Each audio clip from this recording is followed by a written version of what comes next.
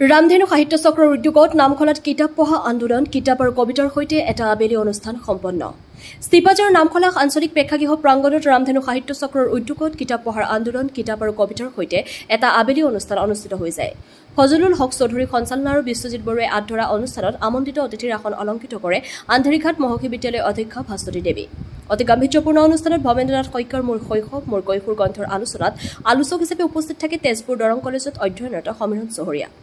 লগতে পঞ্চম শ্ৰেণীৰ পৰা দ্বাদশ শ্ৰেণীৰ ছাত্ৰ-ছাত্ৰীৰ কবিতা আবৃত্তি পৰ্যালোচক হুছেইন চুবুৰী সাংস্কৃতিক কৰ্মী ৰাকেশ ডেকা দৰঙীয়া ভাষাক উপলুঙা কৰিব নোৱাৰাকৈ দৰঙীয়া ভাষাৰে বিভিন্ন ধৰণৰ ৰসাল কবিতাৰ আৰু গল্পৰে দৰঙী ভাষাক জীয়াই ৰাখিবলৈ প্ৰয়াস কৰাৰ লগতে দৰঙীয়া ভাষাক জীয়াই ৰাখিবলৈ সামাজিক মাধ্যমৰ জৰিয়তে চেষ্টা অব্যাহত ৰাখিব বুলি মন্তব্য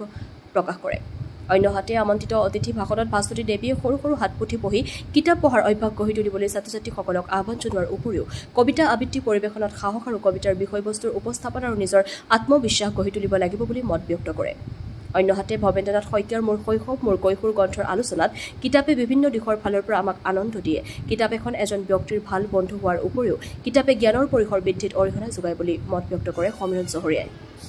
নামখলাৰ পৰা চিন্তু কলিতাৰ ৰিপৰ্ট AIN লাইভ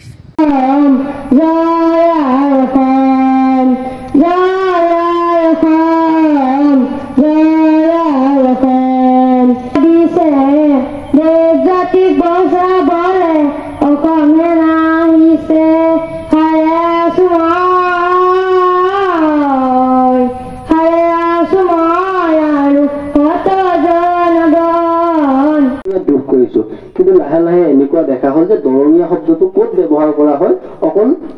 মানে কৌতুক কৰিবৰ কাৰণে ব্যৱহাৰ কৰা হয় কোনোবাই যদি ইউটিউবত কৰিছে কোনোবাই আকৌ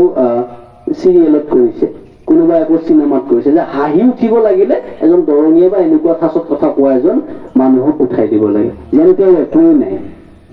নিগৰি নিগৰি বৈ অবিৰম খনকত হৰিলজা পয়োধৰা তিৰুল হলিলা সুৰুধনী গংগা প্ৰথমৰ প্ৰভাতৰ অৰুণৰ জ্যোতি অন্ননীৰ জুৰিমৰ আলোক নৃত্য কৰি বিয়পাৰ বিশ্বত ৰঞ্জন উঠি ৰামধেনু সাহিত্য চক্ৰই যি এই বিশেষ অনুষ্ঠান আয়োজন কৰিলে কিতাপৰ সৈতে এতিয়া আবেলি আৰু সেই অনুষ্ঠানটোত মই উপস্থিত থাকি খুব আপ্লুত হ'লোঁ তেওঁলোকে খুব সুন্দৰভাৱে প্ৰয়াস কৰিছে এক প্ৰকৃতিৰ মাজত খুব সুন্দৰ পৰিৱেশত তেওঁলোকে অনুষ্ঠান আয়োজন কৰিছে ইয়াত কণমানি ছাত্ৰ ছাত্ৰীসকলে পূৰ্ণোদ্যমে